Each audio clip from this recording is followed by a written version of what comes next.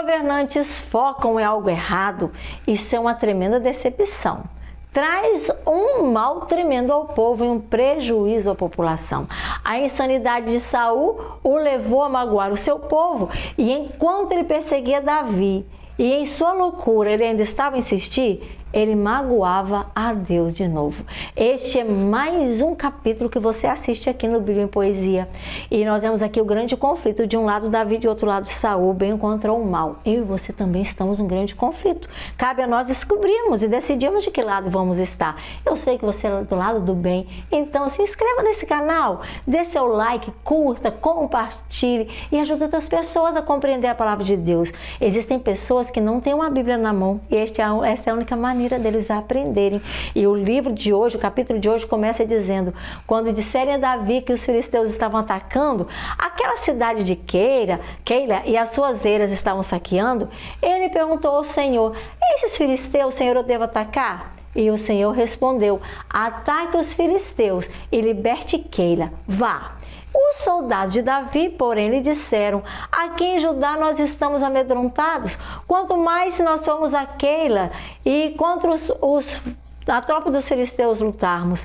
Então Davi consultou o Senhor novamente, e o Senhor foi lhe falando: levante-se, Davi, vá à cidade de Keila, os seus filisteus em suas mãos eu estou entregando. Então Davi e seus homens foram a Keila e contra os filisteus lutaram, e de seus rebanhos eles se apoderaram, impondo-lhes grande derrota, e ao povo de Keila facilmente libertaram.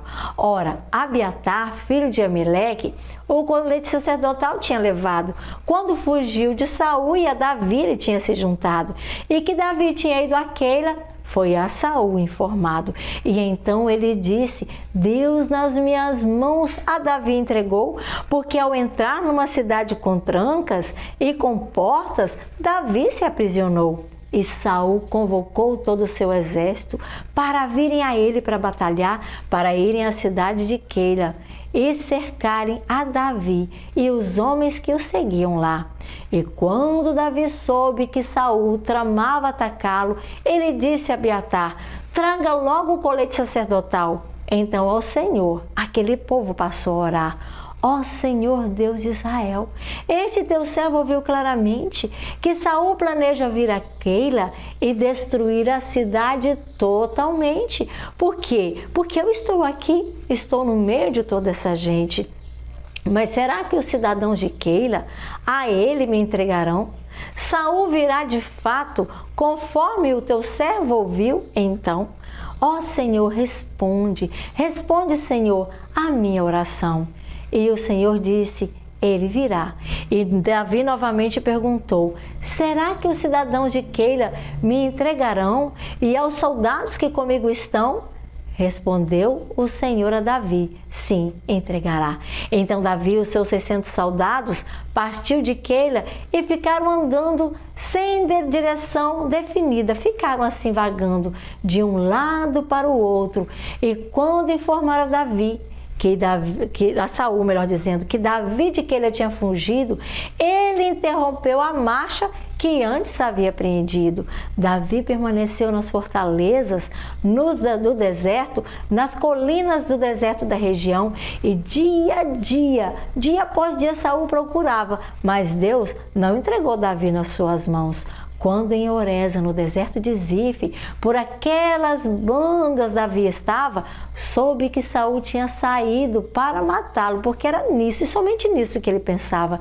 E Jonatas, filho de Saul, com Davi foi falar com ele em Oreza, para a força em Deus o ajudar a encontrar. E disse: não tenha medo, disse ele, meus pais as mãos em você não porá, porque o rei de Israel é você quem será, e eu lhe serei o segundo em comando, até meu pai sabe disso já.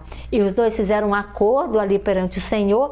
Então Jonatas foi para casa, mas em Oreza Davi ficou. Alguns ifeus foram informar a Saul em Gibeá: Davi está escondido entre nós nas fortalezas de Oreza, na campina, na colina de Aquilá. Agora, ó rei, vá quando quiser, pode nos conferir essa missão e nós seremos os responsáveis por entregar Davi em suas mãos. Respondeu: o Senhor os abençoe por de mim terem tido compaixão. Vão e façam mais preparativos. Descubram onde está Davi, onde geralmente vai e quem é que o tem visto ali. Dizem-me que ele é muito astuto, esse tal de Davi. Descubram todos os esconderijos dele e voltem aqui com informações exatas. Eu irei com vocês então, e se ele estiver na região, eu farei uma caçada. Todos os clãs de Judá serão por mim totalmente vasculhadas. E à frente de Saul, para Zif eles voltaram, Davi e os seus soldados no deserto de Maom, lá na Arabá ficaram, ao sul do deserto de Gesimon, e Saul e seus soldados a buscá-lo começaram. E ao ser informado disso, Davi a rocha desceu, e no deserto de Maom, ali ele permaneceu. Sabendo disso, Saul foi para lá em perseguição a Davi, e Saul ia por um lado da montanha, Davi e seus soldados iam para o outro para escapar de Saul e bem depressa fugir. Quando Saul e suas tropas a Davi e seus soldados estavam cercando para capturá-los, um mensageiro veio chamando: venha depressa, Israel, os filisteus estão atacando. Então a perseguição a Davi, Saul interrompeu e foi depressa enfrentar os inimigos, os filisteus.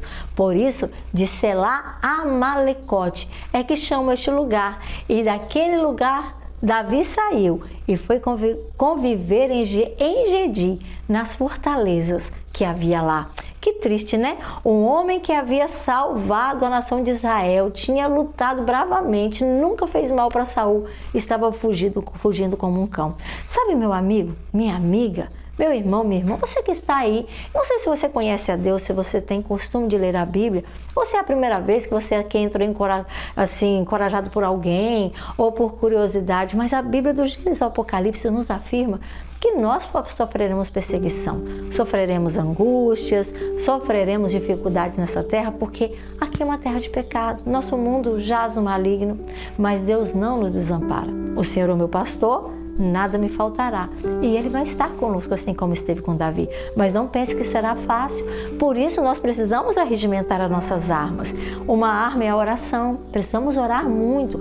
Outra arma é a nossa comunhão, o nosso testemunho, é nós estarmos sempre ligados a Deus, e quando nós lemos a palavra, quando nós nos alimentamos dela, então nós nos fortalecemos ainda mais. Então, meu querido, minha querida, perde a oportunidade não, nem fique desanimado, estude mais, se entregue mais, busque mais, e com certeza Deus fará grandes coisas em seu favor. Que Deus te abençoe. Até amanhã.